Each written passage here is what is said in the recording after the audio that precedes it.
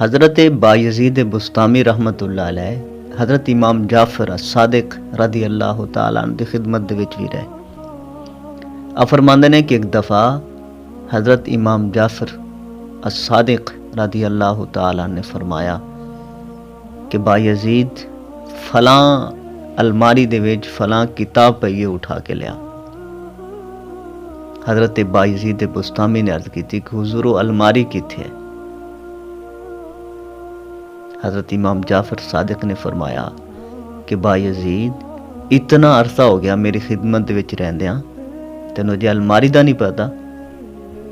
تو عرض کی تھی کہ نہیں حضور، الماری تے کجا میں تے تھوڑے سامنے کدے سر بھی نہیں اٹھایا، مینوں کی پتا کہ میرے آسے پاسے کی ہے، میں تے صرف تھوڑی خدمت کرن واسطے آیا، میں کوئی تھے چیزاں دا مشاہدہ کرن تھوڑی آیا۔ تو حضرت امام جعفر صادق رضی اللہ تعالیٰ عنہ نے فرمایا کہ بایزید جا واپس بستام چلا جا، تو کامل اکمل اور مکمل ہو چکا ہے۔ حضرت بایزید بستامی رضی اللہ تعالیٰ عنہ شرع دے بڑے پابند ہے، شریعت دی مخالفت نہیں کرتے ہیں۔ ایک دفعہ شاگرداں نے اور مریداں نے دسا کہ فلاں جگہ تے ایک محدث ہے، اللہ دا ولی بھی ہے، لہٰذا دے کولوں جا کے فیض حاصل کرنا چاہیے۔ حضرت بایزید بستامی رحمتullah علیہ اپنے مریداں اور شاگرداں دے نال دور دراز سفر کر کے اس بندے نوں ملن واسطے پہنچے۔ تو اس بندے نے اجے اس نوں ملے نہیں ہے، اس بندے نے کعبے دی طرف منہ کر کے تھوک دیتا۔ تو حضرت بایزید بستامی نے فرمایا کہ چلو واپس۔ لوگوں نے عرض کی تھی کہ حضور اتنا طویل سفر کر کے آئے ہیں، انہوں نے ملاقات ہی نہیں کی تھی، ملے ہی نہیں۔ آپ فرما رہے ہیں کہ واپس چلو۔ فرمایا کہ میں کیا واپس چلو؟ جس بندے دے وچ کعبۃ اللہ دا ادب نہیں ہے وہ اللہ تعالیٰ دا ولی کس طرح ہو سکتا ہے؟ تو حضرت بایزید بستامی اس شخص نوں ملے بغیر ہی واپس آ گئے۔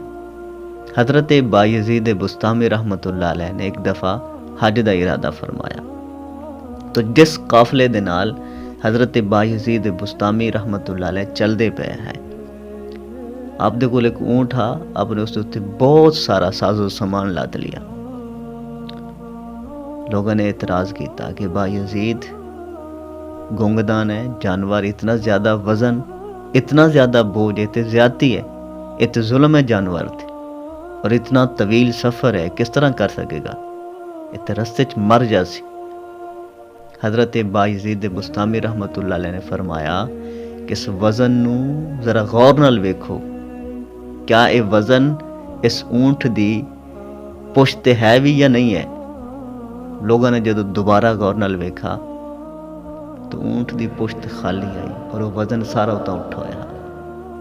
تو حضرت بایزید بستامی رحمتullah علیہ نے فرمایا کہ اگر میں خاموش رہنا تو پھر تساں لوگ پریشان ہوندے نے، اگر میں اپنی حقیقت تھوڑے سامنے بیان کر دیواں، اپنا آپ بیان کر دیواں تھوڑے سامنے، تو پھر تسی پریشان ہو جاندے نے۔ تو فرمایا کہ اس طرح میں تھوڑے نال سفر نہیں کر سکتا۔